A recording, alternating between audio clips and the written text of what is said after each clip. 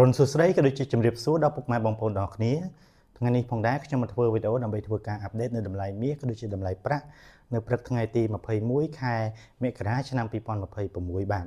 អញ្ចឹងទេបើសិនជាបងប្អូនចូលចិត្តវីដេអូបែបនេះក៏ដូចជាចង់តាមដាននៅតម្លៃមាសក៏ដូចជាតម្លៃប្រាក់ជារៀងរាល់ថ្ងៃបងប្អូនអាចធ្វើការ Subscribe YouTube Channel របស់ខ្ញុំពីព្រោះតែខ្ញុំនឹងមកធ្វើវីដេអូដើម្បីធ្វើការអាប់ដេតនៅតម្លៃមាសក៏ដូចជាតម្លៃប្រាក់ជារៀងរាល់ថ្ងៃតែម្ដងបាទអញ្ចឹងទេនៅក្នុងព្រឹកនេះផងដែរតម្លៃមាសបានធ្វើការស្ថិតនៅតម្លៃ$4763ក្នុង1អោនឬបើសិនជាគិតជាតម្លឹងហ្នឹងគឺស្មើនឹង$5742ក្នុង1តម្លឹងឬបើសិនជាគិតជាជីនេះគឺស្មើនឹង$574ក្នុង1ជីបាទ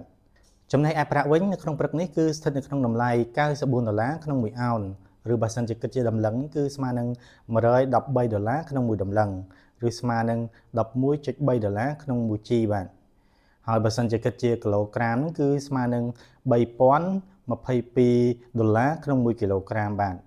អញ្ចឹងទេយើងចាំមើលថានៅក្នុងថ្ងៃនេះតម្លៃមាសក៏ដូចជាតម្លៃប្រាក់អាចនឹងធ្វើការទម្លាក់ខ្លួនចុះមកវិញដែរឬទេពីព្រោះថាមានការហក់ឡើងខ្លាំង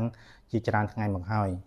បើសិនជាមានការអាប់ដេតក៏ដូចជាការប្រែប្រួលនៅតម្លៃមាសក៏ដូចជាតម្លៃប្រាក់យ៉ាងណាខ្ញុំនឹងមកធ្វើវីដេអូដើម្បីធ្វើការអាប់ដេតដល់បងប្អូនអរគ្នានៅក្នុងវីដេអូក្រោយទៀតបាទអរគុណច្រើនសម្រាប់ការគាំទ្រក៏ដូចជាតាមដានវីដេអូរបស់ខ្ញុំតាំងពីដើមរហូតដល់ចប់បើសិនជាបងប្អូនគិតថាវីដេអូនេះមានប្រយោជន៍បងប្អូនអាចធ្វើការចុច like ចុច share ដើម្បីឲ្យបងប្អូនរបស់យើងគាត់បានឃើញផងហើយបើសិនជាមានមតិយ៉ាងណាបងប្អូនអាចធ្វើការបញ្ចេញមតិដោយការ comment នៅក្រោមវីដេអូរបស់ខ្ញុំនេះបានបាទអរគុណច្រើនបងប្អូនអរគ្នាជម្រាបលាបាទ